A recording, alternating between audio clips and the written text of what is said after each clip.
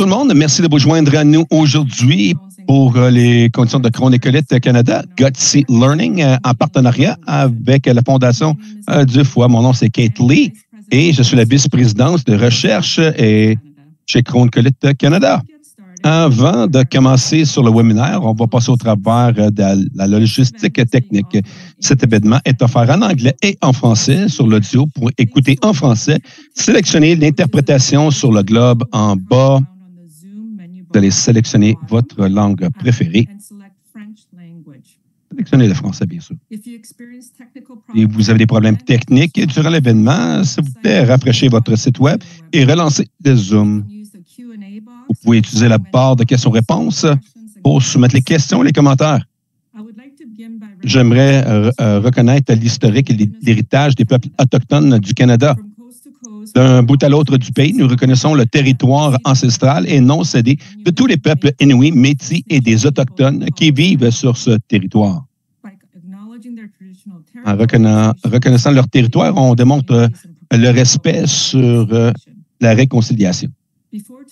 Avant la présentation d'aujourd'hui, j'aimerais aussi fournir une note. Le matériel dans cette responsabilité est présent seulement de valeurs éducatives seulement, ont une valeur générale et peuvent ne pas s'appliquer à toutes les situations médicales. Les ressources en ligne ne remplacent pas le jugement des soins personnalisés d'un soin professionnel de la santé qualifié. Crohn et colite Canada n'endosse aucun produit ou service externe mentionné pendant le webinaire. Pour ceux d'entre vous qui ne sont pas familiers avec l'organisation, les mandats, c'est de faire la promotion de la santé du foie et de réduire l'incidence des effets de maladies du foie en appuyant la recherche et l'éducation sur les causes, le diagnostic, la prévention et le traitement des maladies du foie. Pour nous, Crohn et colite Canada, notre promesse est de guérir la maladie de Crohn et colite ulcéreuse, améliorer la vie des enfants et des adultes touchés par les maladies chroniques. Si vous, un bien-aimé, vivent avec une maladie, soyez sûr de vérifier la Fondation canadienne qui vive avec les maladies du foie pour entendre les experts et se connecter avec les Canadiens affectés par la maladie du foie. Scannez les codes QR sur l'écran et visitez le site web à liver.ca pour vous inscrire pour leur session à venir. Et si vous êtes affecté avec la Crohn et colite et que vous avez besoin de soutien, vous pouvez vous joindre à nous pour notre Gutsy Learning, pour se joindre à d'autres gens qui comprennent c'est quoi vivre ou prendre soin de quelqu'un avec ces maladies. Nous avons plusieurs sessions prévues en anglais et en français, notamment le 30 août et le 12 septembre en anglais et le 19 décembre et le 17 octobre en français. Vous pouvez vous inscrire à ces prochaines sessions en scannant le code QR à l'écran ou en visitant notre site web à Crohn et colite Canada / Gutsy Support. Encore une fois, Crohn colite Canada.ca / Gutsy Walk. Gutsy Support, pardon. Si vous appréciez nos webinaires, Gutsy, vous pouvez également vous inscrire à notre prochaine webinaire de chirurgie et d'estomie pour la maladie de Crohn et colite 101 qui aura lieu le 18 octobre. Cet événement sera proposé en français avec l'interprétation en direct en anglais. Vous pouvez également vous inscrire pour garder votre place pour notre webinaire Régime méditerranéen avec le MII qui aura lieu le 18 janvier 2024. Cet événement sera proposé en anglais avec l'interprétation en direct en français. Nous vous rappelons que si vous souhaitez écouter le webinaire d'aujourd'hui en français, veuillez sélectionner l'icône du globe d'interprétation dans la barre du menu Zoom et choisir le français. Maintenant, commençons la présentation. J'ai le plaisir de vous présenter l'orateur de cette soirée. Tout d'abord, nous avons le Dr. Giada Sebastiani. Le Dr. Giada est professeur de médecine dans la division de gastro-entérologie et hépatologie à l'Université de McGill. Membre fondateur et membre du comité directeur du réseau canadien NASH et membre du panel consensus sur les modèles de soins dans les internationales sur le Liver Foundation. Elle est également la seule représentante de l'Amérique du Nord dans les lignes directrices de la Société clinique européenne au sida en tant que membre du groupe sur le foie. Dr. Diada est l'auteur de 13 chapitres du livre, 250 publications de conférences et 150 articles de journaux, notamment le Lancet Gastroenterology et Hepatology, Journal Hepatology et Clinical Infectious Disease. Ses recherches portent sur la maladie hépatique, la fibrose hépatique et les outils de diagnostic non invasifs des maladies du foie. Elle est financée par des organisations telles que l'Institut de recherche en santé du Canada, le Réseau canadien pour les essais du VIH et IRSC et Crohn et Colitis Canada. Nous avons aussi Dr. Tiana Chen, qui fait également une présentation aujourd'hui. Dr. Chen est professeur agrégé de la division gastroentérologie et hépatologie à l'Université du McGill. Elle a obtenu son diplôme en médecine et a suivi une formation en gastroentérologie, hépatologie et transplantation hépatique. Ses domaines d'expertise sont la maladie chronique du foie, le cancer du foie et la transplantation hépatique. Dr. Chen est actuellement conseil médical pour le programme de transplantation hépatique à INES et Transplantation Québec. Elle est également membre du comité de compétences spécialisées en transplantation d'organes solides du Collège Royal. Ensuite, nous avons aussi Megan Hutchin, qui nous présentera aujourd'hui son expérience vécue. Megan est un mentor du programme GOTSI, Peer Support de Crohn Colitis Canada de Saskatchewan. On lui a diagnostiqué un colite ulcéreuse sévère en 2002, à l'âge de 16 ans, et une CSP en 2015. Megan est mariée et a 2 merveilleux beaux enfants. Elle travaille à temps plein comme assistante de bureau. Pendant son temps libre, elle aime cuisiner, nager, voyager et se promener avec son chien. Nous sommes honorés que vous vous joigniez à nous pour ce webinaire. Merci pour votre temps et votre soutien. Nous allons maintenant commencer avec le Dr. Diada. S'il vous plaît, prenez le micro. Merci, Kate.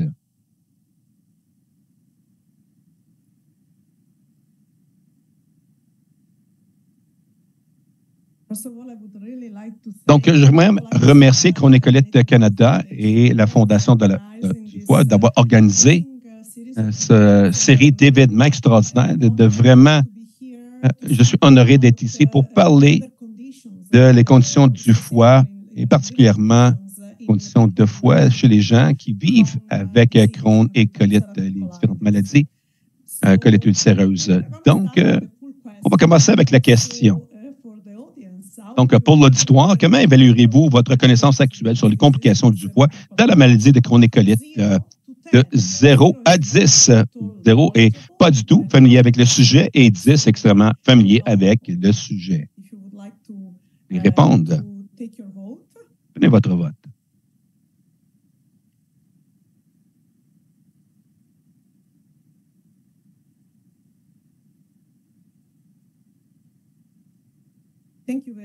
Merci beaucoup.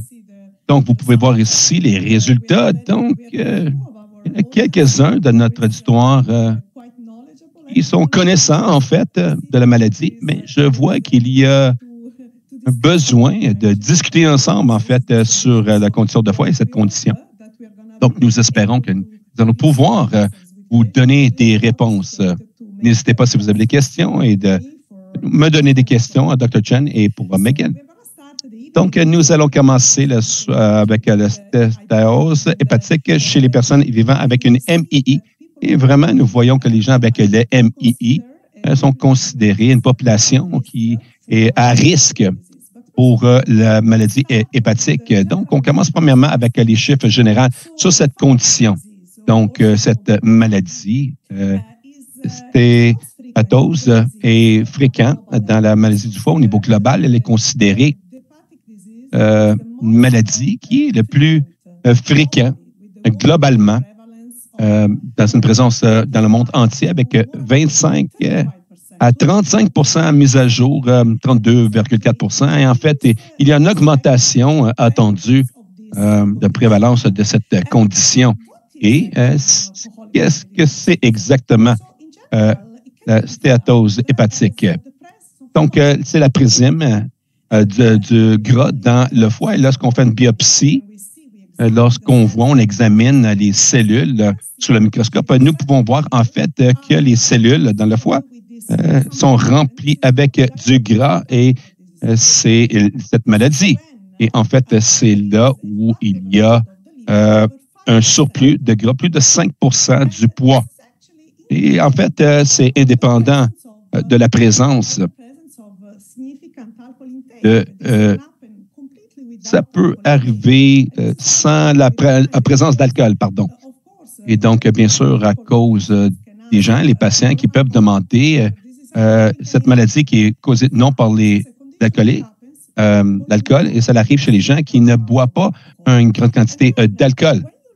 Et donc, lorsque vous regardez les différentes, dans la définition de cette maladie, il y a deux définitions importantes à se souvenir. La première, c'est NAFLD, comme on peut dire ici, et c'est non cancéreux comme condition. Par contre, lorsqu'on dit que le foie est rempli de gras, par contre, dans une proportion de patients qui ont cette maladie, ça peut être un développement d'une condition inflammatoire qui s'appelle NASH ou non-alcoolique. Il y a une inflammation dans le foie et encore, ça veut dire qu'il y a du gras dans le foie. Malheureusement, NASH, c'est pas bénin. En fait, ça peut progresser pour une complication importante dans le foie que nous allons voir ensemble. Et maintenant, dans les dernières quelques années, il y a un mouvement pour changer la définition de NAFLD à Metabolic Maladie. Plutôt que donner un diagnostic négatif sans alcool, plutôt on aimerait donner plus d'accent à l'importance de la comorbidité, les conditions qui causent le foie rempli de gras et nous allons voir cette condition ensemble. Même plus récemment, il y a eu un consensus entre toutes les associations de foie américains, européens, Asie-Pacifique et l'Association canadienne où c'était décidé qu'à partir de maintenant, bien que MAFLD reflète les facteurs de risque pertinents pour cette maladie du foie, ce terme est encore sous-optimal, laissant beaucoup d'ambiguïté pour les causes de cette présentation parce que c'est un changement récent. On va continuer à l'appeler MAFLD, mais pour que vous puissiez voir ce changement, ça va changer dans la prochaine période et ça allait déjà commencer à changer. Donc, j'aimerais vous montrer des chiffres un peu ici sur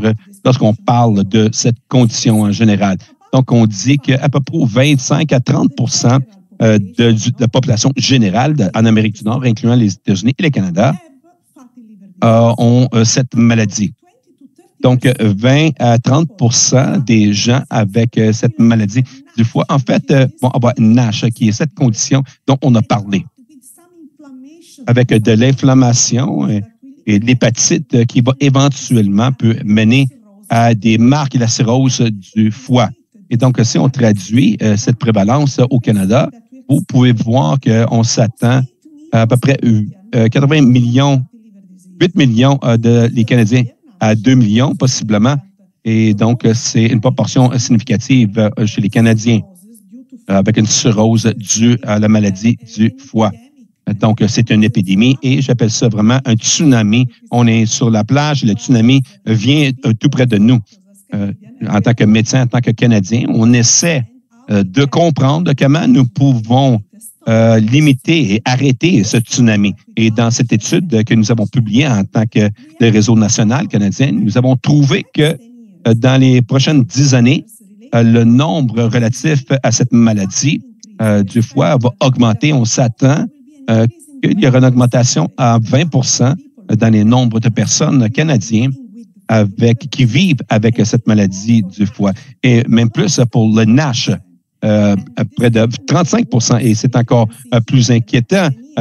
On peut voir dans les prochains 10 ans, en fait, on s'attend même de doubler le nombre de cirrhoses du foie, donc les marques dues à cette maladie du foie, où il se rencontre pour la transplantation à la maladie du foie. Donc, comme j'ai dit, c'est un tsunami et donc on ne pourra pas, et tout ensemble, pouvoir limiter tout ça. Donc, dans cette autre étude que nous avons publiée encore, le Réseau canadien, nous avons trouvé que les prestataires de soins de santé qui ont participé à l'enquête, ils peuvent pouvoir ici, ne sont pas très familiers avec cette maladie. 53 des médecins de soins primaires et 20 des spécialistes et 35 des infirmiers croient que la prévalence de cette condition au Canada est inférieure à 15 et c'est 30 présentement et on a cru que c'était moins que 15 Donc, évidemment, l'éducation est très importante.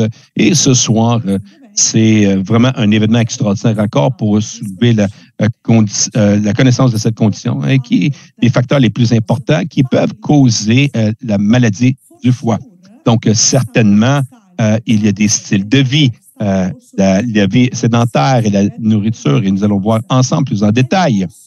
Et donc, aussi, il y a la génétique, bien sûr, et nous savons, par exemple, que les gens hispaniques sont plus à risque pour le NASH et pour la cirrhose due à la stéatose hépatique comparé aux autres. Donc, il y a de la génétique. Par contre, c'est très important de se souvenir que certainement, le style de vie joue un grand rôle important. Et en fait, si nous regardons à quels sont les risques, les facteurs de risque les plus importants pour cette maladie du foie, c'est métabolique, des conditions, ce qu'on met sous la métabolique, la diabète, l'obésité, l'hyperlipidémie, c'est tous des conditions qui sont considérées les plus importants facteurs de risque pour cette maladie du foie. Par contre, on avance maintenant au monde de l'MII. Mon équipe et d'autres équipes de recherche au travers du monde entier ont commencé à réaliser qu'il y a aussi des conditions atypiques ou des populations spéciales qui ne sont pas nécessairement la population classique du MII ou le diabète ou à risque pour la maladie du foie. Bon, par exemple, mon équipe a décrit en haute fréquence de la maladie du foie chez les gens avec le MII, mais aussi depuis 2016, nous avons étudié et vu cette condition chez les gens qui vivent avec la maladie du MII. Et dans cette étude, nous avons 384 personnes avec le MII, en fait, qu'on a vérifié avec avec un scan pour voir s'ils avaient ce problème de foie et s'ils avaient des cirrhoses associées aux maladies de la foie pour quasiment 400 personnes avec le MI. Nous avons trouvé que c'est en 2019 où la prévalence au Canada du problème du foie était considérée 20 à 25 Nous avons découvert en fait que les gens avec le MII, de façon surprenante, malgré étant beaucoup plus jeunes que la population générale, en fait, ils avaient une prévalence de à peu près de 33 que nous avons trouvé très significatif, considérant que c'est une jeune population telle que mentionnée. Et la même chose pour la cirrhose et la fibrose. Donc, pourquoi? Pourquoi qu'on croit que c'est le cas? Bien, dans cette indication, on a regardé quels étaient les facteurs chez les gens avec le MII qui étaient associés avec la maladie du foie et donc leur voix. Leur âge, en parenthèse, bien sûr, parce que c'est une très jeune population, mais aussi, donc, le BMI, le poids de cette personne est plus bas à comparer au poids classique, près de IMC, pardon. Et encore, aussi, des parties du cholestérol lipide, de l'triglycéride étaient associées avec la maladie du foie chez les gens avec le MII. Et un autre point important ici, que ça a été confirmé, nos données, par d'autres recherchistes dans le monde. Je peux vous montrer ici un résumé des résultats des études qui ont été publiées sur le sujet de la maladie du foie chez les gens avec le MII. Vous pouvez voir ici que la prévalence était à peu près 22,5 des participants. Ça semble bas, mais ça doit être dit que c'était au travers le globe aussi et dans certains pays où la prévalence de la maladie du foie est beaucoup plus bas.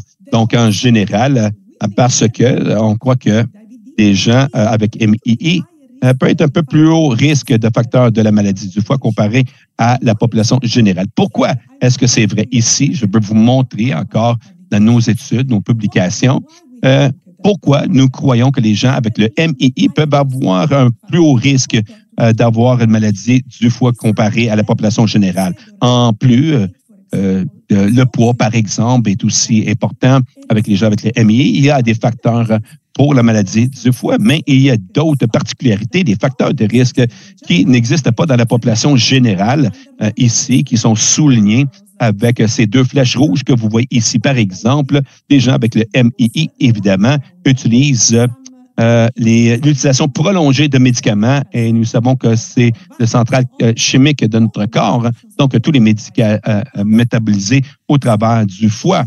Donc, certainement, l'utilisation de cette médication peut avoir un effet sur le foie et des fois, l'utilisation de la nutrition spécifique est un risque pour la maladie du foie. Et en bas, sur le graphique, vous pouvez voir qu'il y a d'autres particularités, des facteurs spécifiques comme le microbiote intestinal, le stress oxydatif, activité de la maladie résection intestinale.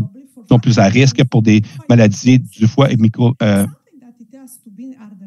Quelque chose qui doit être souligné, c'est que chez les gens avec la maladie du foie, de cause numéro 1 de la mortalité n'est pas la maladie du foie, mais la maladie cardiovasculaire. Et il y a aussi une augmentation de prévalence des problèmes qui ne sont pas reliés au foie. Par exemple, les cancers de la poitrine.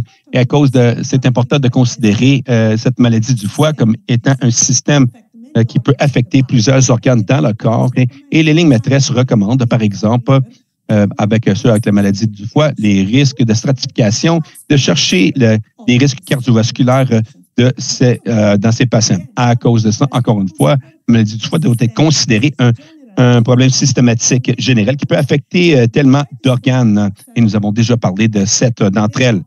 Et ils approchent comme une multiple facette, partie prenante, donc multiples spécialités. C'est vraiment important.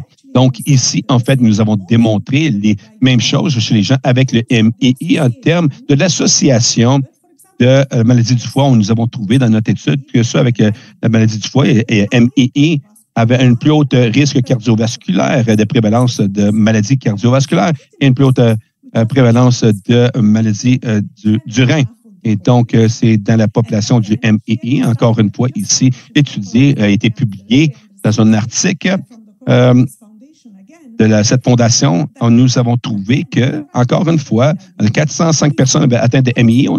Ceux qui ont participé avec la maladie du foie par fibroscan, avaient des plus hauts risques de cardiovasculaire. Et c'est important de savoir si les gens avec le MII et qui ont les problèmes de maladie du foie et surtout la fibrose, parce que ces marques peuvent affecter le risque cardiovasculaire et d'autres problèmes. Vous pouvez voir ici une autre façon de montrer tout ça, c'est que ces gens avec cette maladie du foie ont des plus hauts risques cardiovasculaires à comparer aux gens avec le MII, mais sans la maladie du foie. Et même histoire ici pour sclérose du foie. Donc, encore une fois, c'est l'étude que nous avons publiée où vous pouvez voir que la maladie du foie était indépendant, un risque indépendant, un prédicteur pour les maladies cardiovasculaires chez les gens avec le MII, ensemble avec la durée de MII.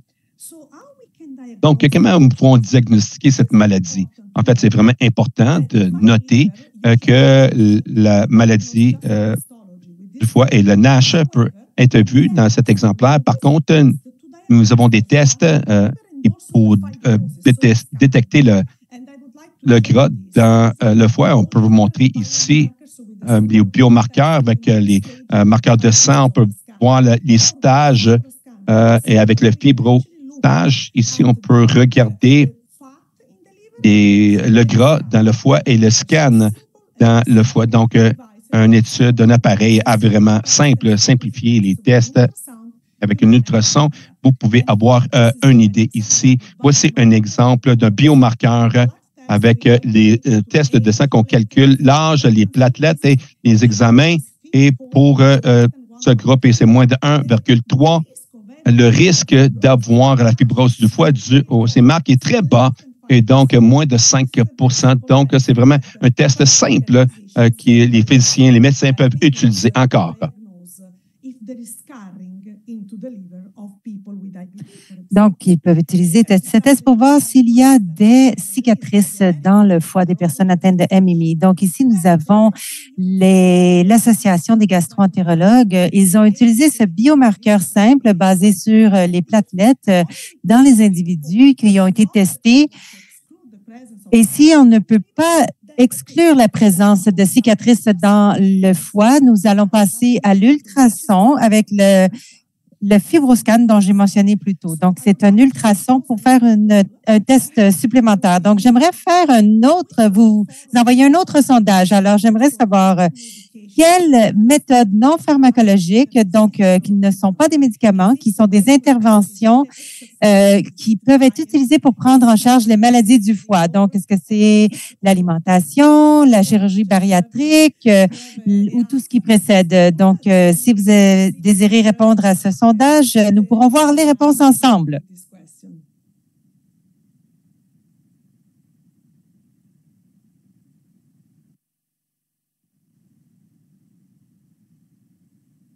Amazing. So, yes. So here, fantastique. Oui, donc, alors ici, je vois que les réponses sont dans la plupart des cas. Vous avez écrit tout ce qui précède, ce qui est la bonne réponse. Alors, fantastique. J'espère que vous allez quand même apprendre quelque chose de la prochaine partie de la présentation. Nous ciblons vraiment qu'est-ce que nous pouvons faire pour la stéatose hépatique ou la maladie hépatique graisseuse. C'est une maladie très fréquente, en particulier pour les personnes atteintes de diabète. Est-ce qu'on peut faire quelque chose?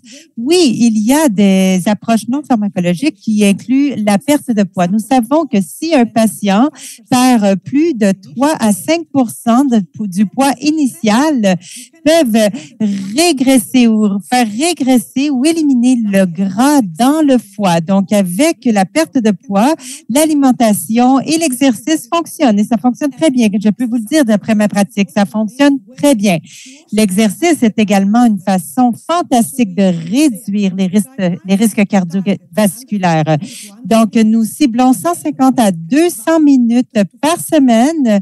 Cette période de temps est divisée par 2 à 3 séances par semaine et ça peut limiter l'accès à la chirurgie bariatrique. Donc, nous avons également mentionné la diète méditerranéenne. Donc, c'est une mine d'or pour la maladie de stéatose hépatique. Donc, il y a plusieurs études qui démontrent que le régime méditerranéen améliore la situation d'une personne atteinte de la stéatose hépatique. Donc, nous avons les huiles d'oméga 3 qui sont un élément essentiel de l'alimentation du régime méditerranéen. Donc, vous voyez ici la pyramide du régime méditerranéen. Je le montre toujours aux patients. Voici en bas ce que vous pouvez manger le plus et ce que vous devez manger le moins tout en haut. Ici, nous démontrons réellement que les personnes qui suivent le régime méditerranéen ont vu une réduction du gras dans leur foie et également une réduction de leur IMC. Donc, ça fonctionne très bien. Donc, maintenant, parlons du café et de l'alcool. La bonne nouvelle, c'est que le café, concordément avec les lignes directrices, serait acceptable. Vous pouvez consommer au moins 3 tasses par jour et c'est associé avec moins de cicatrices dans le foie. Donc, l'alcool est un non, par exemple. L'alcool n'est pas recommandé pour les personnes atteintes de stéatose hépatique, mais le café, c'est un oui. Et ici, vous voyez un résumé des interventions, donc l'intervention au niveau du régime et de l'exercice, qui a été publié récemment par l'un de mes étudiants, donc l'exercice et le régime alimentaire. Maintenant, parlons de pharmacothérapie, donc des thérapies pharmacologiques pour traiter la stéatose hépatique. C'est la dernière partie de ma présentation. Donc, selon les lignes directrices, vous savez que le semaglutide peut être utilisé pour traiter le diabète et l'obésité. Il offre des bienfaits cardiovasculaires, mais ce n'est pas un traitement encore pour la SHNA, mais ça peut traiter les conditions qui sont associées au SHNA, comme le diabète. Le pioglitazone est également un autre médicament qui peut être recommandé. C'est un antioxydant qui est aussi recommandé par les lignes directrices pour cibler le SHNA. Et bien sûr, nous avons pas encore de médicaments qui sont approuvés, mis à part la vitamine E. Le semaglutide n'est pas encore approuvé, mais dans l'avenir, nous verrons si ça sera approuvé. Donc, les statines, c'est très important. Les statines devraient être utilisées de façon très généreuse avec les personnes atteintes de stéatose hépatique due à la limitation des risques au niveau de la maladie cardiovasculaire. Donc, nous devrions toujours prescrire des statines. Ici, j'aimerais conclure ma présentation et vous donner quelques messages pour ramener avec vous. Je crois que les données épidémiologiques au niveau mondial démontrent que la maladie de stéatose hépatique est l'une des plus fréquentes mondialement. La fibrose hépatique est un des facteurs principaux. Donc, vous savez, les cicatrices que nous voyons dans le fibroscan ou simplement par un test sanguin et des biomarqueurs pour voir si nous pouvons déceler des fibroses. Donc, nous devons voir s'il y a des fibroses dans le patient qui est atteint de stéatose hépatique. La fibrose n'affecte non seulement le foie, mais elle peut affecter aussi, donner un grand risque de maladie cardiovasculaire également. Et ça peut aussi être un précurseur du cancer malin. Il y a des données de d'autres recherches qui démontrent aussi que la stéatose hépatique est beaucoup plus complexe en termes des causes avec des personnes qui ont le diabète, des personnes atteintes de diabète. Et ce n'est pas une surprise que la maladie de stéatose hépatique est plus fréquente et peut-être un peu plus grave et il y aura un peu plus de cicatrisation avec les personnes atteintes de diabète. Donc, il n'y a pas encore de test pour pouvoir voir la cicatrisation chez les personnes en général. Mais pour les personnes atteintes de stéatose hépatique, nous avons le fibroscan, nous avons aussi le dépistage de biomarqueurs. Nous avons également des différentes choses qu'on peut faire, des changements au style de vie, le café, l'exercice et le régime méditerranéen. Il y a d'autres traitements qui peuvent arriver dans l'avenir. Ce sera l'Ozempic, l'agoniste GN1 et d'autres médications qui pourraient arriver dans l'avenir. Alors maintenant, j'aimerais vous présenter Dr. Shannon. Merci beaucoup pour votre temps et votre attention. Merci beaucoup pour votre excellente présentation.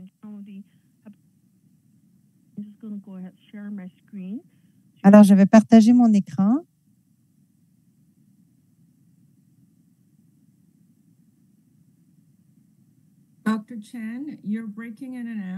Dr. Chan, votre caméra coupe. Je me demande si vous pourriez peut-être rapprocher votre micro. Est-ce que l'audio est meilleur? Oui. Peut-être que vous devriez garder votre micro tout près de votre bouche. OK, alors je vais augmenter le volume au maximum. Est-ce que ça va bien? Non, malheureusement, ça a coupé pendant que vous parliez.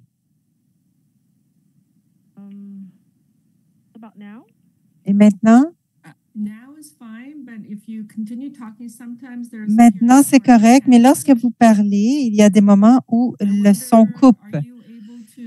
Êtes-vous en mesure d'appeler? Je suis en mode appel présentement. Malheureusement, c'est le meilleur son que je peux vous offrir. Dr. Chan, au lieu d'utiliser votre casque écoute, pouvez-vous le retirer? Ça pourrait fonctionner? Oui, je pourrais essayer. Est-ce que c'est mieux maintenant? Oui, beaucoup mieux. OK, alors je vais procéder de cette manière. Est-ce que ma voix est très élevée? Non, c'est parfait. Merci. OK, je vous demande pardon pour les difficultés techniques. Merci d'avoir été patient. Donc, suivant cette présentation très intéressante, nous allons parler maintenant de la CSP. C'est une maladie du foie très peu commune qui affecte principalement les personnes atteintes de diabète. Donc, nous allons débuter par décrire qu'est-ce que c'est le CSP. Donc, j'aimerais partager les 10 diapos pour vous dire que c'est une maladie chronique d'inflammation et ce sont les branchies biliaires qui sont affectées. Vous le voyez ici à l'écran. Et la maladie pourrait avoir un effet à différents endroits, que ce soit dans différentes grandeurs du buc de bile, qui est le petit, grand ou moyen. Donc ici, l'inflammation peut mener à la cicatrisation pour la même chose que dans la sciatose hépatique. Et cette cicatrisation va mener à l'étroitissement de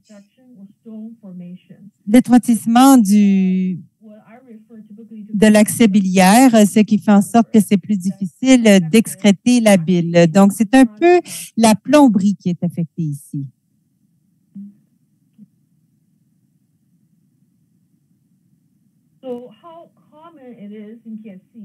Alors, à quel point c'est commun? Donc, c'est une condition très rare. Ce n'est pas commun du tout.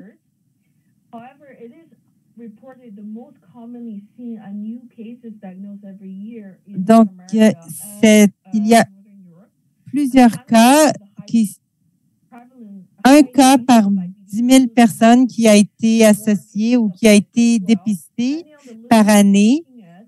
Donc, dépendamment de ce que vous regardez, le nombre de nouveaux cas s'accumule. Donc, c'est entre 1 et 10 000 jusqu'à 1 et 100 000, 1 sur 100 000 patients par année. Donc, c'est assez rare, sachant que pour la sciatose hépatique, 33 de la population serait à risque. Donc, cette condition ne discrimine pas au niveau du genre ou de l'âge. Ça peut elle peut affecter les hommes et les femmes et des personnes de tous âges, que ce soit des jeunes ou des personnes âgées. C'est très souvent associé avec la MII, la maladie inflammatoire des intestins. Environ 50 à 80 des individus avec la CSP seront éventuellement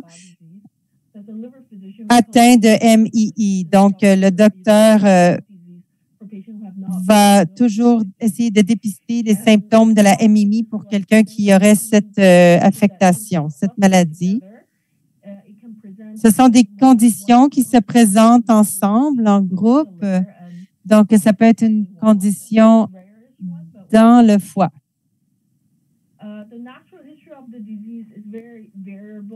Donc, l'histoire naturelle de la maladie est variable et difficile à prévoir.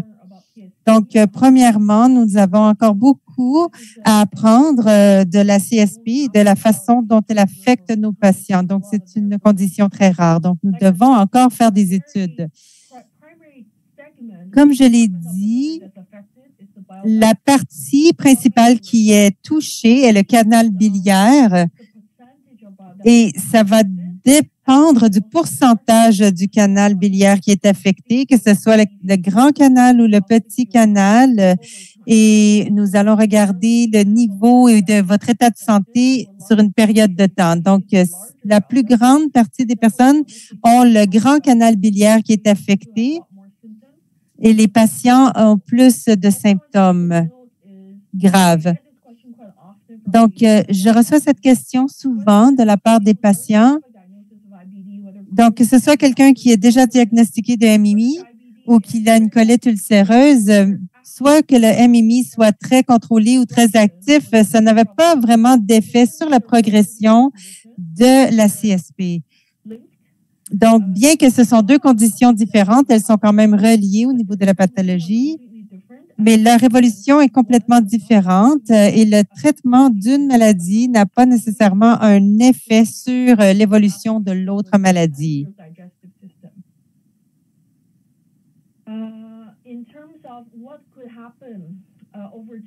En termes de qu'est-ce qui peut arriver avec le temps, qu'est-ce qui peut arriver au foie?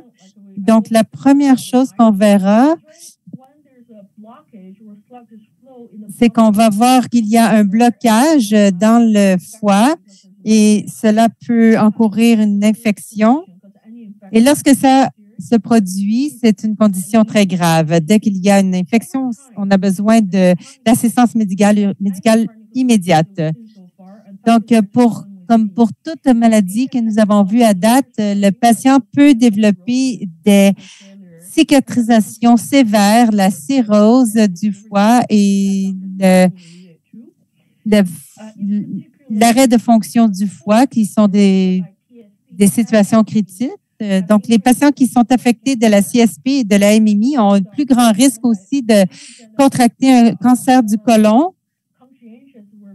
Donc, nous sommes beaucoup plus conscients. Nous faisons une surveillance plus rapprochée des patients atteints des deux maladies. Mais en général, les patients qui ont été diagnostiqués du CSP ont un plus haut taux de mortalité comparé à la population générale et le plus grand risque de mortalité est relié au cancer. Donc, j'ai une question ici. Ma question, c'est les résultats scientifiques actuels suggèrent-ils que le fait d'avoir un membre de sa famille atteint de la CSP augmente les risques de développer la maladie? Donc, oui, non, ou je ne suis pas certain ou certaine. Vous pouvez répondre?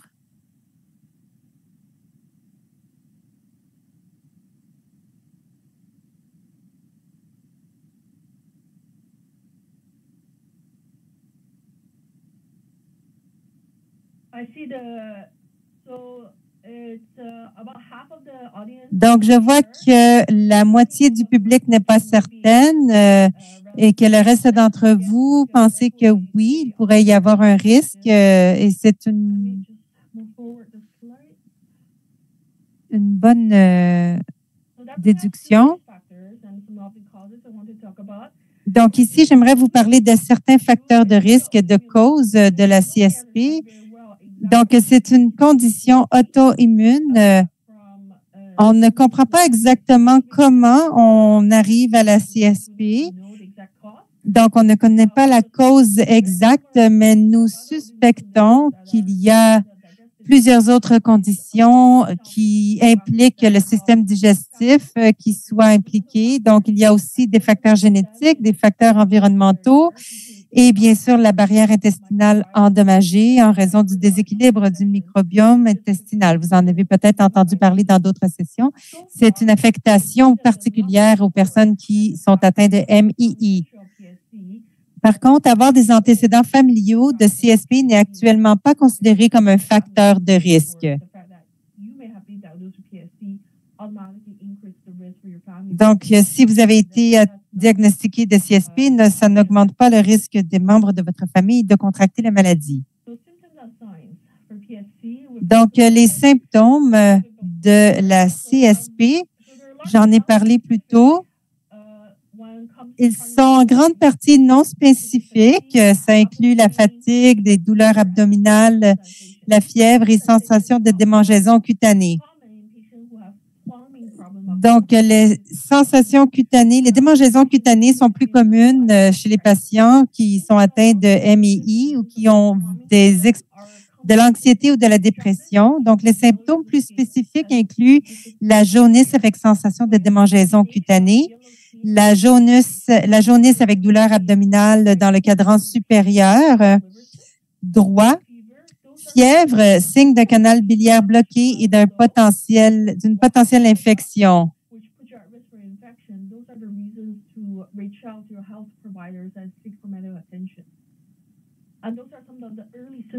Donc, ce sont des symptômes précoces que votre médecin peut détecter lors de vos visites routinières. Au moment du diagnostic, environ 50% des patients auront des symptômes intermittents ou persistants. Donc, la moitié des patients diront, je crois que j'ai les symptômes, mais généralement, c'est une maladie qui est silencieuse, donc souvent asymptomatique ou ne présentant aucun symptôme, donc pour environ 50% des personnes. Parmi ceux-ci, environ la moitié développeront des symptômes dans les 5 années suivant le diagnostic. Donc, plusieurs patients atteints de la CSP ne développeront aucun symptôme pour plusieurs années à venir. De ne pas avoir de symptômes fait en sorte que c'est plus facile. Donc, quels sont les signes? Comment est-ce que nous pouvons diagnostiquer un problème de foie, de PSC? Donc, il y a 2 modalités de tests sur lesquels nous dépendons. Donc, premièrement, c'est le test hépatique anormaux lors des tests sanguins de routine et également les résultats d'imagerie anormaux de l'arbre biliaire, notamment durant l'échographie, la tomodensitométrie, l'imagerie par résonance magnétique et la visualisation directe de l'arbre biliaire. Donc, ce sont toutes des tests plus invasifs que nous ne faisons pas habituellement au début. Donc, on commence par un test sanguin. Donc, ce sont des tests sanguins de routine que les médecins de famille feront. Donc, habituellement, ce ne sont pas des tests qui sont inaccessibles et très onéreux. Ce sont des tests de routine, comme pour le diabète et ainsi de suite. Donc, ils sont très accessibles. Donc, nous regardons les 2 éléments spécifiquement dans ce test sanguin, donc les enzymes hépatiques élevées de manière persistante depuis plus de 6 mois. Nous regardons en particulier les niveaux de phosphatase alcaline, ALP, et de la gamma-glutamyltransférase, la GGT. Donc, on peut voir ici en vert, c'est le canal biliaire. C'est là qu'on fait ce test. Donc, des fois, des patients pourront avoir des enzymes hépatiques élevées, mais pas toujours. Donc, il peut avoir simultanément une bilirubine totale élevée aussi. Nous avons aussi le test préférentiel, donc le résultat typique de la CSP sur une cholangiographie de haute qualité, imagerie des voies biliaires et la cholangiothérapie par résonance magnétique étant la technique de test préférée. Donc, nous détectons ces maladies principalement par des tests sanguins. Donc, la biopsie hépatique n'est pas recommandée en présence d'enzymes hépatiques anormales typiques et de résultats d'imagerie typiques. Donc, cette maladie, ce que nous faisons durant une biopsie hépatique, c'est nécessaire pour diagnostiquer une CSP des petits canaux, en particulier chez les personnes également atteintes d'une MII. Et on ne le fait pas souvent parce que ça peut causer de la douleur et d'autres complications. Donc, malheureusement, il n'y a pas de bon test sanguin d'anticorps pour dire aux patients que vous n'avez pas le CSP ou que vous avez le CSP. Donc, vraiment, la façon préférée de tester, c'est de faire le test sanguin ainsi que d'un MRI, d'une résonance magnétique. Donc, voici l'arbre chronologique de l'Association de la maladie du foie des États-Unis ou du Canada, pardon. Donc, souvent, lorsque nous voyons des symptômes, nous avons un CFP suspecté. On regarde les antécédents et l'examen physique, un test sérique du foie, une MRV, une MRCP.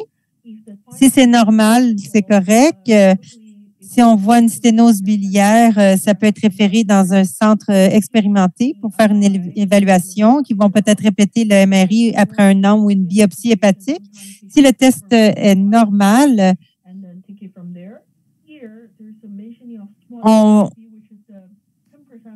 on arrête le traitement et on fait un diagnostic alternatif. Et si oui, si le test est concluant, on va avoir le CFP à petit conduit. Donc, souvent, c'est un patient qui est déjà atteint de MII. Et c'est peu commun, mais nous allons faire un diagnostic avec une biopsie du foie également pour confirmer le diagnostic. Donc, j'ai parlé de la rareté de cette maladie, de gestion des symptômes et traitement de la CSP. J'ai parlé aussi des outils. Donc, voilà ce que vous pouvez vous attendre en termes de gestion des symptômes.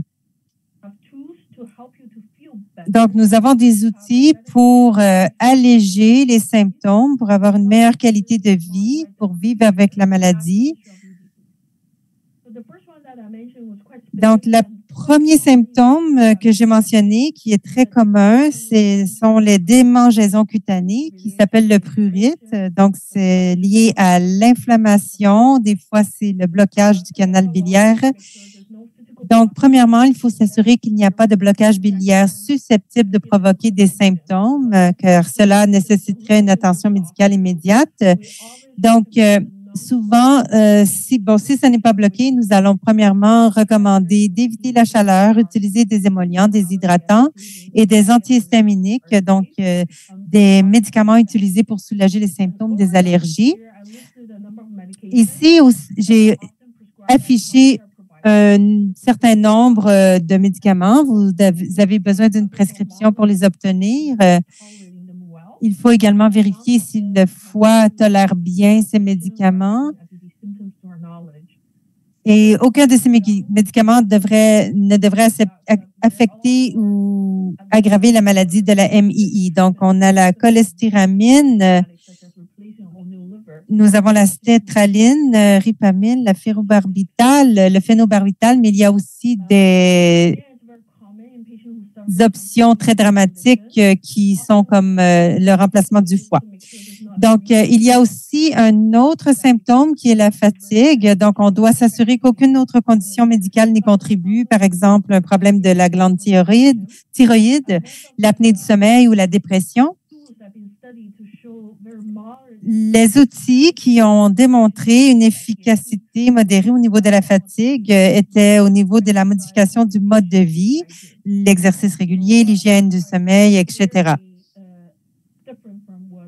Donc, ce n'est pas très différent de ce que vous pourriez entendre pour d'autres maladies au niveau de la gestion de la fatigue. Donc, ici,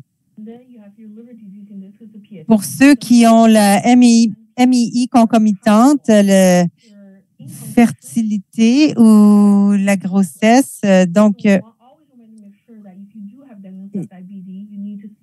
on doit toujours s'assurer que si vous avez le MII, vous devez faire un suivi avec votre docteur de MII. Si vous n'avez pas de symptômes, on va demander aussi de surveiller de très près et régulièrement les symptômes si vous en avez.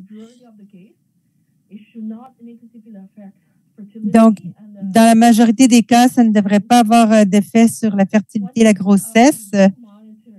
Ce que nous surveillons de façon régulière, c'est au niveau de l'alimentation et de la pathologie osseuse minérale, car des fois, lorsqu'on a une digestion lente, il peut y avoir des carences en vitamines liposolubles et nous pouvons dépister l'ostéoporose, car il peut y avoir un effet sur la santé osseuse. Donc, on fait des densitométries et on fait des recommandations de suppléments pour soutenir la santé osseuse.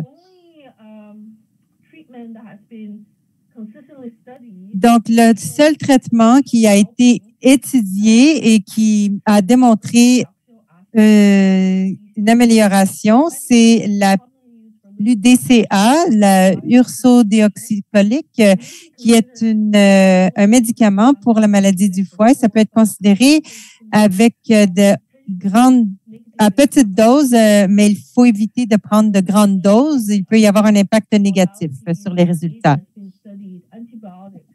Donc, il y a plusieurs études qui ont été faites de l'utilisation à long terme d'antibiotiques ou l'utilisation de corticostéroïdes, de produits biologiques ou d'immunosuppresseurs. C'est déconseillé pour le traitement de routine en tant que soin régulier. Donc, il n'y a aucun de ces médicaments qui ont démontré dans des essais cliniques qu'ils étaient efficaces à long terme. Ils ne sont pas approuvés en Amérique du Nord présentement et votre docteur ne peut pas vous dire prenez ce médicament pour prévenir la progression de la maladie.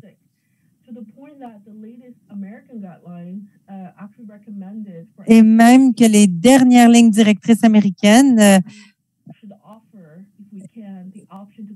ils ont recommandé d'offrir des essais cliniques aux patients pour qu'ils puissent avoir un accès à des médicaments et qui ne sont pas encore approuvés.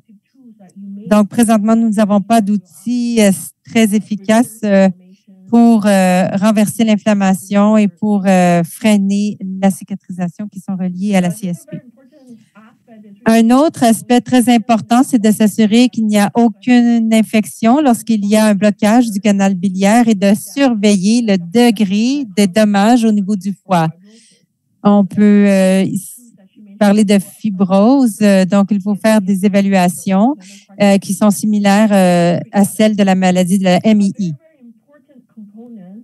Donc, une imposante vraiment importante ici, et dans les tests récents, et fibrose, vérifier pour les cicatrices du foie, l'imagerie et les intervalles pour regarder les degrés de problématique et de s'assurer que la santé, la densité des os est vérifiée. Une composante très clé que nous avons en tant que médecin du foie, c'est de s'assurer qu'on va vérifier l'inflammation, les effets de la maladie du foie aussi à d'autres systèmes et voir comment que nous pouvons voir et de vous aider à gérer les symptômes qui peuvent vous affecter. Ils ne sont pas très spécifiques des fois, mais très débilitantes. Et pour s'assurer qu'on peut penser à d'autres maladies en cours de route qui peuvent arriver. Si on peut avoir un CSP, on ne peut pas dire qu'on peut avoir un diagnostic à vie après les plusieurs diagnostics. La plus importante, souvent, en tant que médecin du foie, c'est de vérifier pour les cancers de voie biliaire. Et on peut passer du temps à en parler.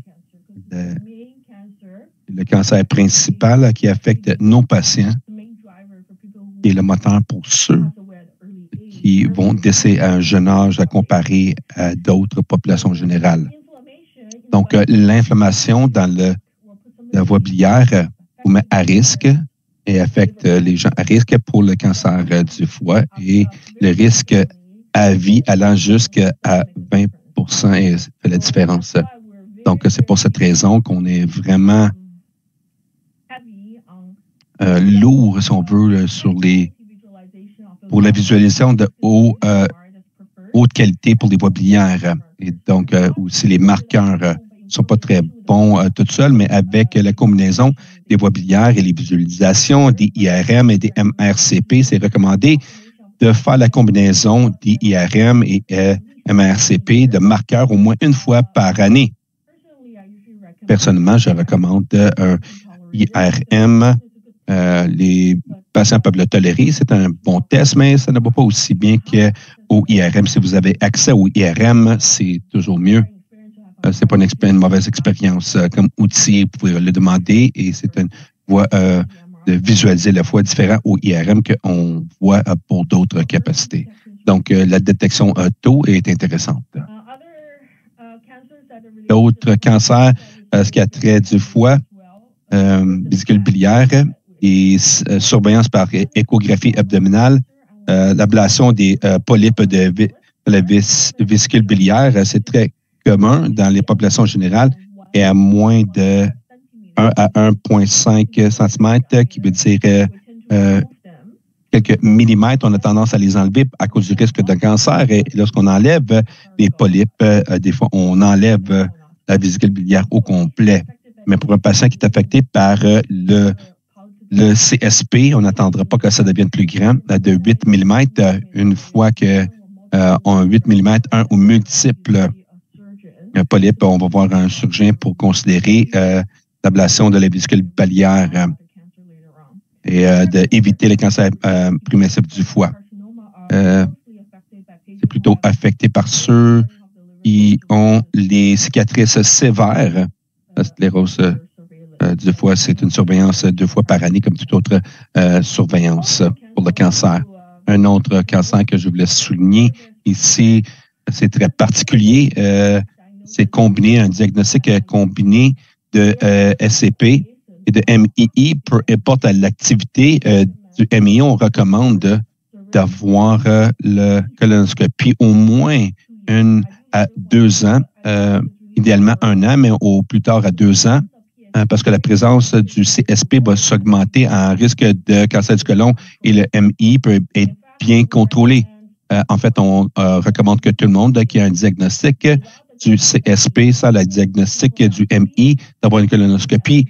Et souvent, on le répète à des intervalles réguliers à tous les 5 ans pour regarder pour les signes précoces du MI. On ne veut pas manquer le risque du cancer. Je crois qu'après une discussion assez lourde sur cette maladie grave, ça semblait plus être affecter les patients avec le MII, le CSP. On n'a pas beaucoup de traitements efficaces qui peuvent changer le futur du CSP à ce point-ci. Donc, les résultats, la recherche qui descend de la pipeline, il y a des essais qui se passent présentement, phase 1, phase 2, phase 3, au travers le monde entier, pour regarder l'inflammation et les cicatrices dans le foie. En faisant je vous encourage de parler à votre praticien, médecin, et pour voir les opportunités pour participer à d'autres traitements.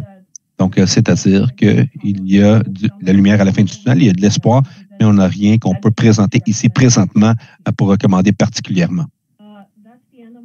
C'est la fin de mes diapos. Ce moment, je vais demander à Megan. Dr. Chen, donc, et Dr. Sebastiani pour cette belle session d'information. Et Dr. Chen a dit, on va maintenant entendre de Megan pour nous parler un peu de son expérience personnelle. Megan.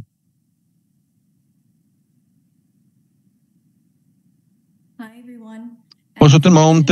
Comme le mentionné, je m'appelle Megan et je suis mentor pour le soutien par les pairs de Crohn et Colite Canada. J'ai souffert de colite ulcéreuse depuis 21 ans maintenant et de CSP depuis 8 ans. Lorsqu'on m'a diagnostiqué d'une MII, je me suis senti très seul et embarrassé. J'allais aux toilettes entre 10 fois et 15 fois par jour. Je ne pouvais pas dormir. Donc, c'est inutile de dire que je ne quittais pas la maison du tout. J'avais toujours peur que j'étais pour quitter la maison et de ne pas pouvoir me rendre à la toilette à temps et d'avoir un accident en public. Donc, pour moi, c'était toujours vraiment embarrassant. Je me sentais vraiment seul. J'ai grandi dans une petite communauté. Il y avait 1 ou 2 autres personnes dans ma ville qui avaient le MII.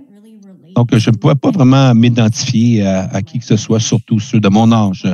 Évidemment, j'avais 16 ans lorsque j'ai été diagnostiqué. Et donc, j'ai passé au travers de toutes les problématiques typiques d'ado et de gérer le MII, en plus de tout cela, qui faisait que les choses étaient beaucoup plus difficiles. Et j'étais tellement malade en 12e année que j'ai dû avoir la permission des professeurs d'avoir un tuteur et de faire beaucoup des travaux scolaires à la maison pour pouvoir obtenir mon diplôme. Sans ces outils, je n'aurais pas gradué le secondaire lorsque j'étais supposé. Donc, j'étais très chanceuse. J'avais un bon système de soutien en ce qui a trait de l'école. Ma première poussée a duré à peu près 10 ans en ligne droite. J'ai pris différents médicaments dont beaucoup n'ont jamais vraiment fonctionné. Et en 2014, j'ai décidé de modifier mon régime alimentaire et mon mode de vie. Et j'ai finalement obtenu une rémission de mon RCH. Et en 2015, j'étais diagnostiqué avec le CSP.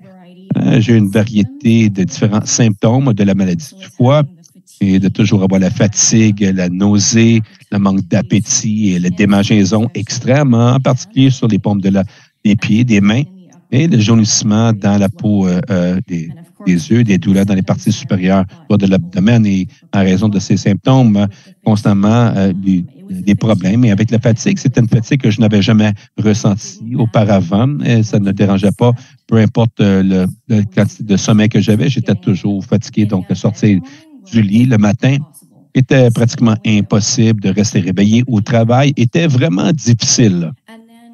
Et ensuite, avec la nausée et le manque d'appétit, bien sûr, je ne pouvais pas rien manger.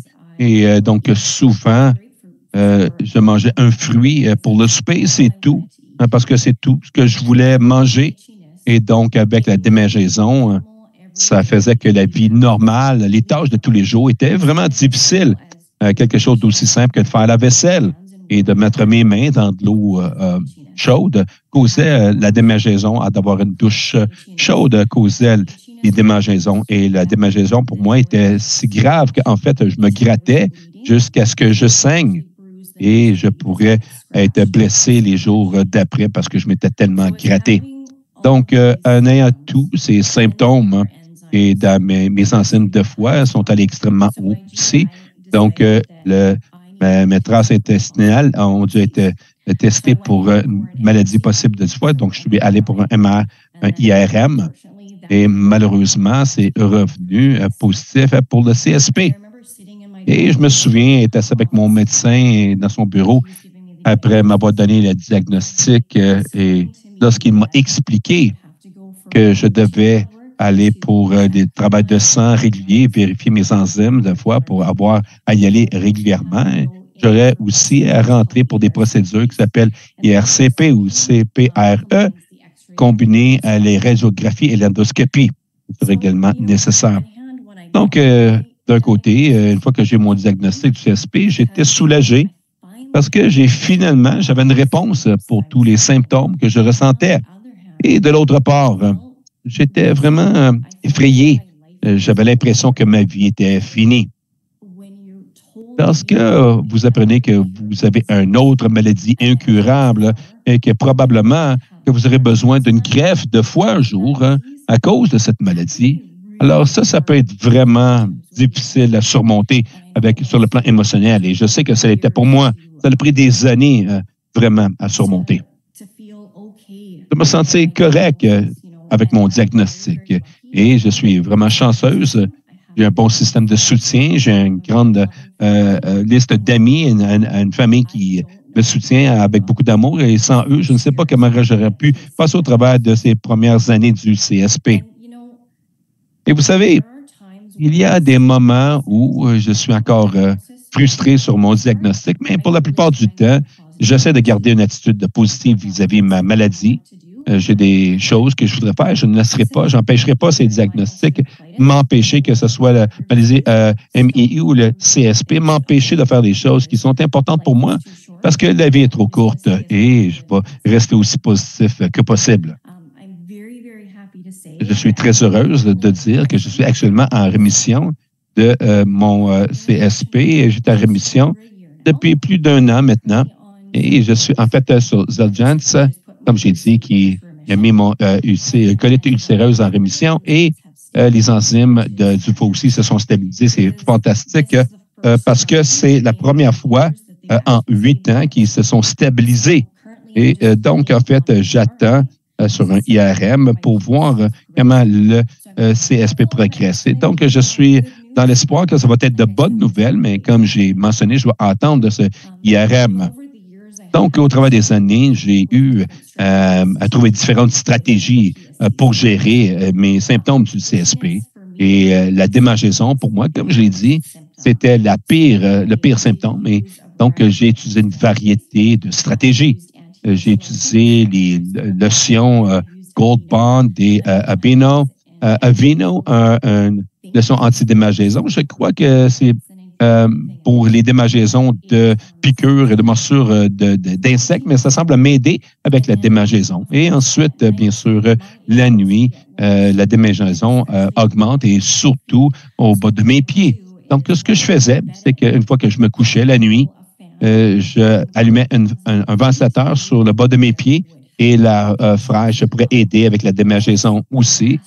Et comme dernier ressort, je prenais une pilule d'anti-allergie. Si c'était vraiment une démangeaison, je ne pouvais pas dormir. Je prenais une pilule d'allergie pour m'aider simplement à résoudre ces démangeaisons.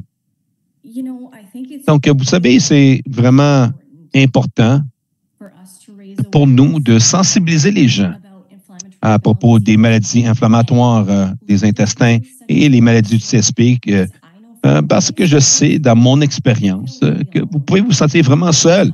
Et je suis ici pour vous dire que vous n'avez pas à vous sentir seul. Comme si vous passez au travers de quelque chose, il y a quelqu'un d'autre qui a déjà passé au travers des mêmes symptômes. Et donc, n'ayez pas peur de contacter quelqu'un, n'ayez pas peur de demander de l'aide aux autres qui ont la maladie aussi. Simplement, sachez que vous n'êtes pas seul.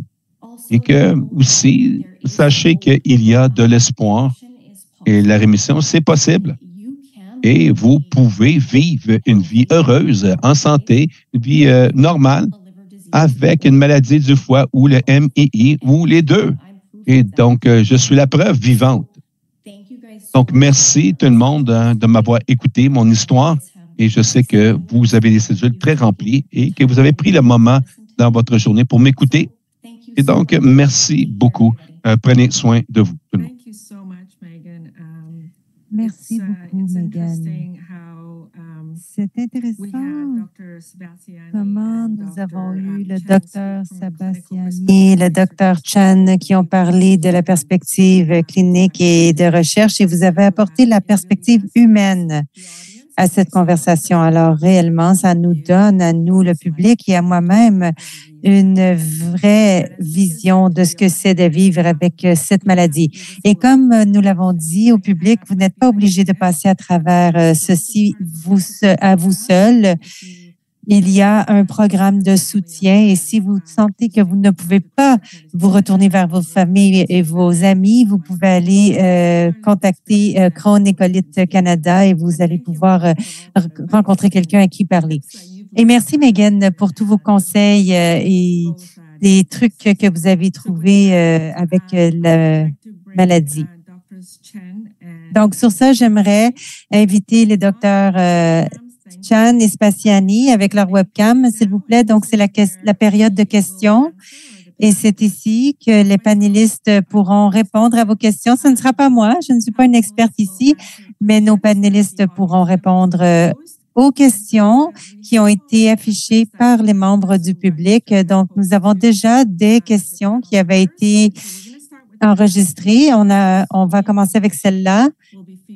Et je présume que Luci va nous donner d'autres questions additionnelles qui ont peut-être été posées durant les présentations. Commençons par la première question. Donc, quels sont les facteurs de risque de maladie hépatique dans la maladie de Crohn et de la colite et quelles mesures préventives une personne atteinte d'une MII peut-elle prendre pour réduire son risque de développer une maladie du foie? Nous allons envoyer la question à Dr. Sebastiani. Bien sûr, premièrement, j'aimerais remercier Megan pour cette présentation très inspirante. Merci beaucoup, Megan, et bien sûr, la présentation de Dr. Sharon. Donc, pour la question, j'aimerais y répondre du point de vue de la stéatose hépatique. Bien sûr, comme on l'a dit, la stéatose hépatique est la maladie hépatique la plus commune mondialement. Et c'est la maladie la plus commune chez les gens qui vivent avec la MII. Donc, les facteurs de risque de cette maladie sont métaboliques. Même au niveau de la maladie inflammatoire intestinale. Je crois qu'un style de vie qui est sain et de faire des exercices de façon régulière et de suivre un régime alimentaire approprié peut vraiment faire réduire le risque de la maladie hépatique. D'un autre côté, la condition dans ces patients, je crois que c'est très important aussi d'avoir un effet positif sur le foie et d'éviter tous les problèmes et les symptômes et d'essayer de contrôler de façon responsable l'inflammation due à la MII.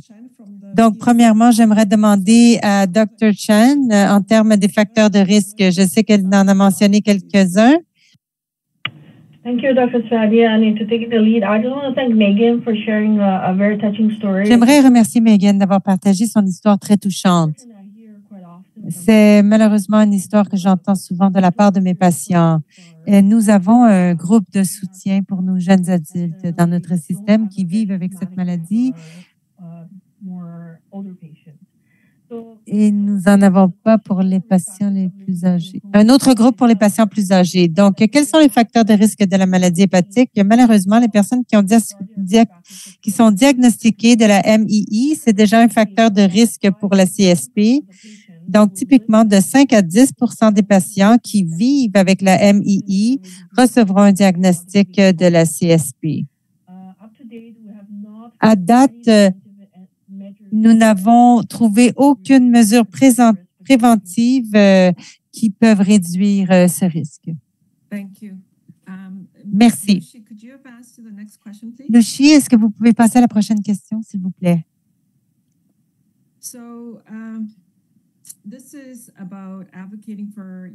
Donc ici, c'est de militer pour vous-même. Donc, comment puis-je faire reconnaître le lien entre les maladies du foie et les MII à mon fournisseur de soins de santé? Dr. Chan, peut-être que vous pourriez commencer. Et Dr. Sebastiani, il semblerait que la NAFLD n'est pas bien connue, donc nous aimerions vous entendre également à ce sujet. Donc, je crois que si vous écoutez le webinaire, vous êtes déjà en train de prendre un premier pas pour militer. C'est une situation difficile car plusieurs praticiens ne sont pas très connaissants au niveau de la MII et de la CSP. Donc, en parlant à vos pairs, peut-être que ceci créera de la sensibilisation et des séances d'éducation. Et j'ai mentionné, nos groupes de soutien sont très utiles également. La CSP est une question très spécifique et vos docteurs qui traitent la MII seraient la première étape où commencer. Et vous pouvez toujours poser la question à votre docteur. Docteur Bastiani?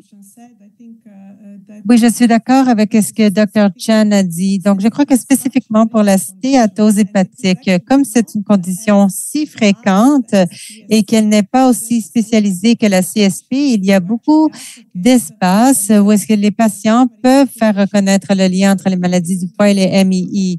À l'heure de médecins traitants, ils ne sont même pas obligés d'aller au niveau du gastro-entérologue. Même au niveau du médecin traitant, il y a beaucoup de connaissances et nous essayons de faire de l'éducation à ce niveau-là parce que c'est une condition si fréquente que le médecin traitant devrait être au moins impliqué dans les tests simples de dépistage, les plaquettes, la transaminase du foie et de faire ce test de biomarqueur et ensuite ils pourront référer le patient à des spécialistes. Donc, je crois que pour cette condition si fréquente de la stéatose hépatique, en particulier dans la population des personnes atteintes de MII, il y a de l'espace pour la défense des droits ou pour de faire de la sensibilisation. Vous pouvez même poser la question à votre médecin. Pensez-vous que j'ai un risque de stéatose hépatique? Parce que je vous dis, de plus en plus, c'est une condition que les médecins traitants voient couramment.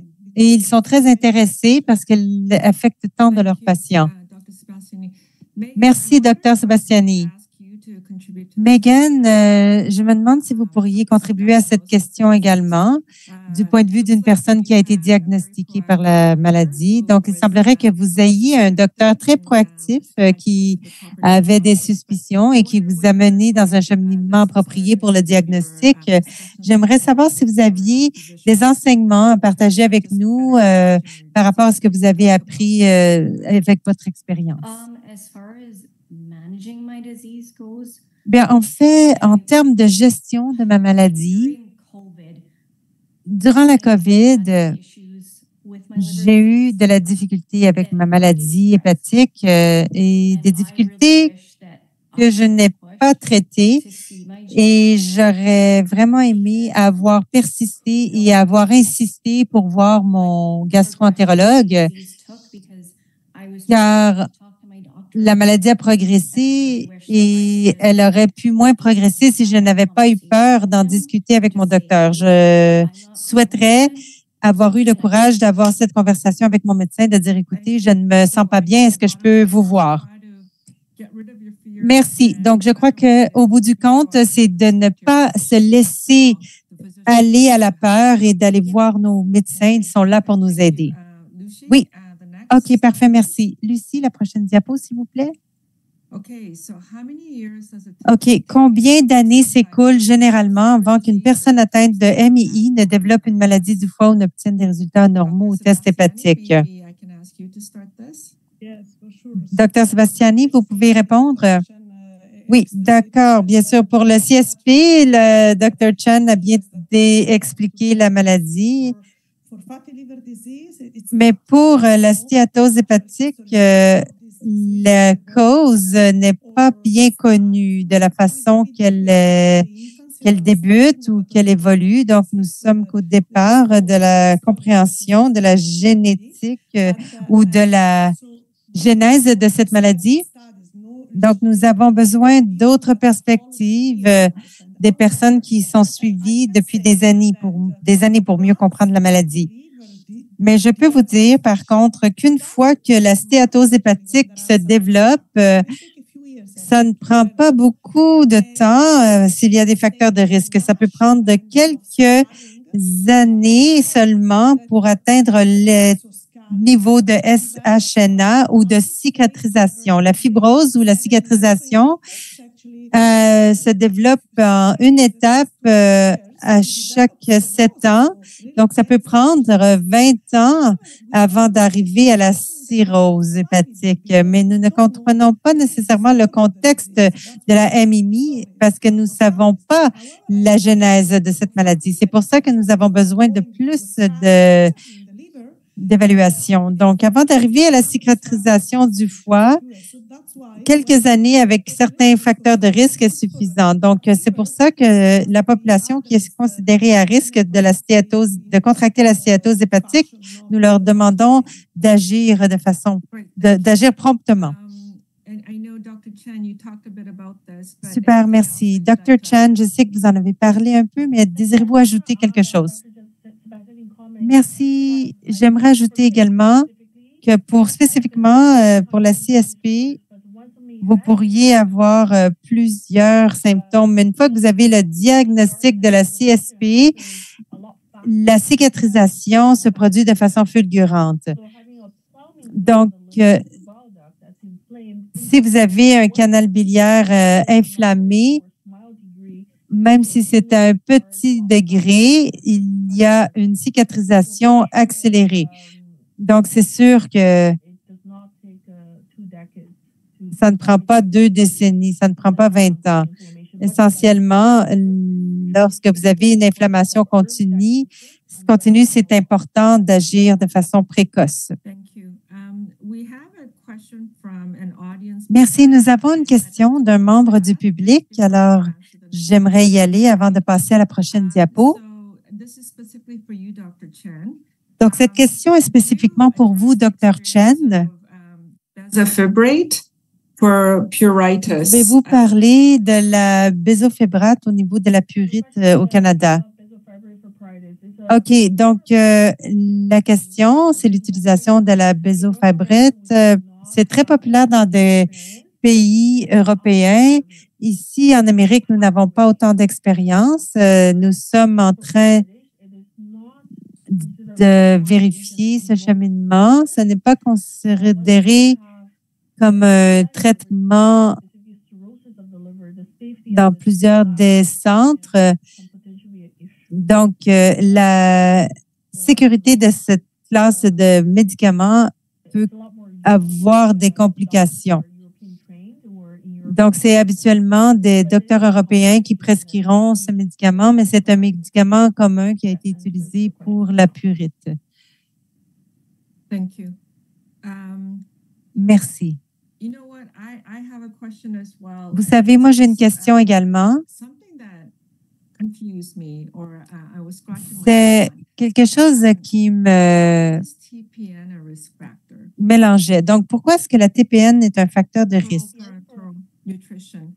I don't remember, was it you, Dr. Sebastian? L'alimentation Mentioned that TPN could be a risk factor. P. Donc, la TPN, c'est un facteur de risque. For fatty liver, actually. Oui, je crois que c'est moi qui ai dit ça pour la maladie hépatique graisseuse ou la stéatose hépatique.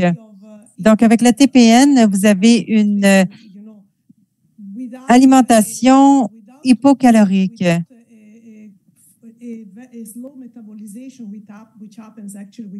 Et le métabolisme est ralenti.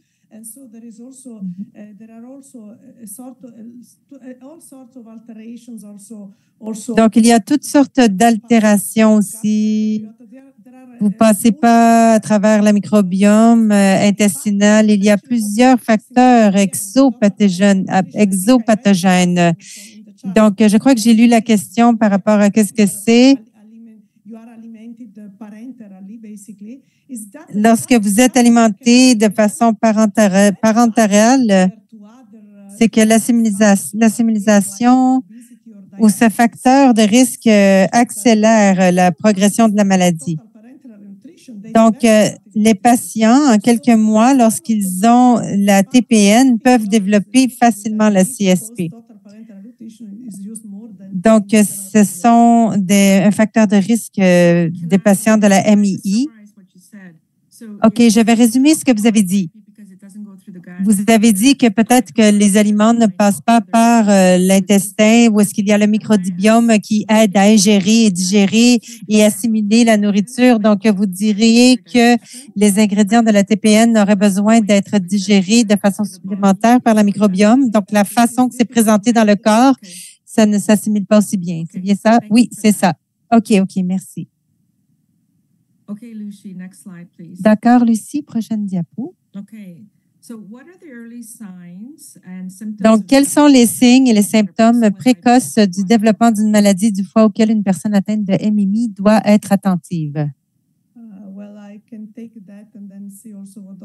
Je peux prendre la question et voir ce que Dr. Chan va dire. Habituellement, pour la maladie de stéatose hépatique, nous appelons ça le tueur silencieux parce qu'il n'y a pas de symptômes jusqu'à ce que la maladie ait progressé au niveau de la cirrhose du foie. Alors, c'est pour ça que c'est très important de sensibiliser les gens à cette condition parce qu'il pourrait y avoir des symptômes, mais ne sont pas spécifiques. Certains patients peuvent ressentir de la fatigue ou un manque de concentration, mais ce ne sont pas des symptômes qui sont spécifiques à cette maladie de stéatose hépatique. Donc, ce n'est que lorsque la cirrhose hépatique se développe que nous pouvons relier ces symptômes à la maladie. Donc, je crois qu'à cause de cela, la sensibilisation de la population est essentielle. De cette façon, nous pouvons dépister de façon précoce les maladies et traiter cette maladie. Merci, Dr. Sebastiani. La CSP est une maladie du foie et lorsque vous l'avez mentionné, 50% des patients n'ont aucun symptôme au moment du diagnostic. Il y a des signes de la CSP qui sont très spécifiques au niveau des problèmes de canal biliaire qui sont les démangeaisons, la purite et de la douleur dans le cadran supérieur droit. Donc, ceci démontre des problèmes de canal biliaire, mais encore une fois, il faut faire des tests sanguins, des tests sériques pour détecter l'inflammation du foie, pour pouvoir détecter des signes précoces. OK, merci. Donc, je regarde l'heure. Je crois que cette séance devait se terminer à 8h30. Nous remercions notre public d'avoir resté. Nous sommes 4 minutes dépassé l'heure. Donc, nous pourrions adresser 2 autres questions avant de conclure la séance. Donc, malheureusement, nous n'avons pas pu répondre à toutes vos questions, mais ça nous fera plaisir de faire un suivi pour y répondre. Donc, Lucie, pouvez-vous aller à l'avant-dernière question, s'il vous plaît?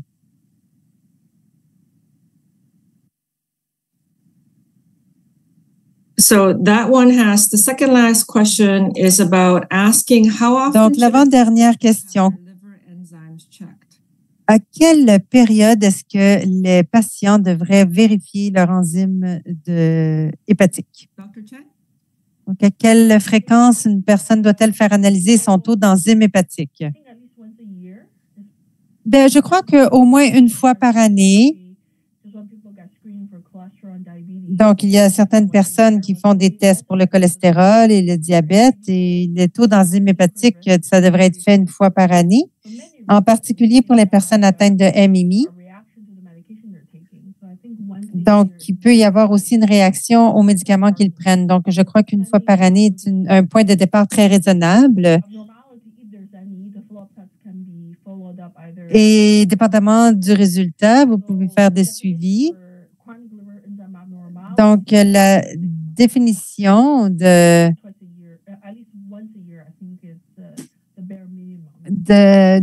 situation anormale, ce serait il faudrait y aller au moins aux 6 mois. Lorsqu'un patient a la MMI et qui est diagnostiqué avec la stéatose hépatique, si quelqu'un qui a le MMI est diagnostiqué de la stéatose hépatique, nous recommandons de faire une évaluation de biomarqueurs qui inclut le test hépatique, les platelettes à chaque 2 à 3 ans. Donc, pour calculer les biomarqueurs, pour s'assurer qu'il n'y a aucune fibrose. Et c'est un test qui devrait être ajouté à ce que Dr. Chen a dit. Il pourrait également faire un scan de fibrose en cas où le test de biomarqueur suggérait qu'il pourrait potentiellement y avoir une fibrose. Alors, ils pourront faire un fibroscan et un ultrason. OK, j'aurais une question à poser. Je ne suis pas certaine si vous avez la réponse. Et Dr. Sebastiani, je présume, Dr. Chen, vous travaillez très près avec des gastro-entérologues qui traitent la MMI. Savez-vous si le dépistage des enzymes hépatiques est un test qu'ils font régulièrement ou est-ce que le patient doit demander ce test? Je peux y répondre, mais j'aimerais également savoir ce que Dr. Chen a vécu. Donc, j'aimerais dire que les gastro-entérologues qui suivent les patients qui ont une maladie hépatique inflammatoire, ils demandent que le test d'enzymes soit fait de façon régulière. L'autre test au niveau des transaminases hépatiques pourrait être un test qui est ajouté, mais au niveau des platelettes et des enzymes hépatiques est un test qui est régulièrement demandé. Oui, je suis d'accord, je concorde. Nous travaillons dans le même centre. Nous sommes dans un centre qui suit une population élevée de personnes atteintes de MMI. Nous avons ce test qui sont performés de façon régulière. Ah, super. Alors, c'est rassurant. Donc, je vais passer à la prochaine question. Ensuite, on va conclure. Donc, la question, est-ce que le fait d'avoir une hystomie et de ne pas avoir une vésicule biliaire augmente le risque de développer une maladie du foie?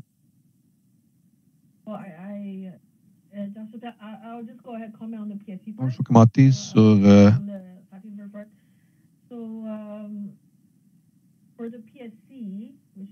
le SSP, qui est la maladie du foie qui est rare. Peu importe comment que le MI progresse ou non, et vous n'avez pas de vésicule biliaire, en termes de complications, pas que ça va changer le risque. Sûrement qu'elle pourrait mentionner quelque chose sur la maladie hépatique graisseuse. Donc, oui, l'iostomie, pour le vésicule biliaire, il n'y a pas de lien direct. Par contre, pour l'iostomie, si quelqu'un était pour dire, pas l'iostomie en soi, mais lorsqu'un patient va pour un exemple pour une iostomie ou va dans la section, une opération, quelque chose dans ce qui a trait à une activité ou de MII de façon plus intense, disons. Donc, en fait, notre statut à date et on a trouvé d'autres recherches et d'autres groupes ont suggéré la même chose. Donc, activer dans les différentes opérations en ce qui a trait au MII, en fait, d'avoir des dates associées à d'autres données pour avoir une maladie qui hépatite graisseuse. Donc, ça, c'était la dernière question. En fait, j'aurais aimé qu'on ait plus de temps, qu'on puisse vous poser plus de questions, mais non. Donc, tel qu'indiqué, on va être heureuse de faire un suivi avec les différentes questions de l'auditoire et fournir les réponses. Je suis sûr que Dr. Bastiani, si vous avez des questions qu'on sent qu'on n'a pas couvert, on va passer ça. Et ça, c'est merveilleux aussi. Donc, merci à l'auditoire et merci à nos panélistes aujourd'hui. Merci d'avoir fait du temps. Et je sens que j'ai besoin de dire un merci spécial à Megan. Tel que j'ai dit, ton histoire personnelle a vraiment touché mon cœur. Et à chaque fois que j'entends de quelqu'un qui est diagnostiqué avec le MII, j'apprends tellement de choses. Et ça met tout ça, cette touche humaine sur une maladie. Donc, merci bien sûr, Dr. Sébastien et Chen, d'avoir pris le temps avec nous dans un domaine qui, comme vous dites, il n'y a pas beaucoup de connaissances de la MII. Donc, vraiment, c'est une session très utile. J'ai appris beaucoup moi-même. Et pour ceux qui ont des questions ou ont besoin de plus de soutien, contactez-nous. Vous pouvez nous envoyer un courriel via l'apprentissage à chroniquelette-canada.ca ou la Fondation du foie. Vous pouvez les contacter directement à CLF, commercial à liver.ca. Merci beaucoup tout le monde. Merci. Il semblerait qu'il y ait un sondage. OK, bon. Donc, pour ceux qui sont encore là, c'est vraiment pour voir si vous avez appris quelque chose dans la session. Donc, on aimerait vraiment comprendre si vous avez appris quelque chose dans cette session basé sur les panélistes et leur présentation. Donc, si vous pouvez faire un peu de temps et répondre à ces questions, c'est très, très merveilleux aussi.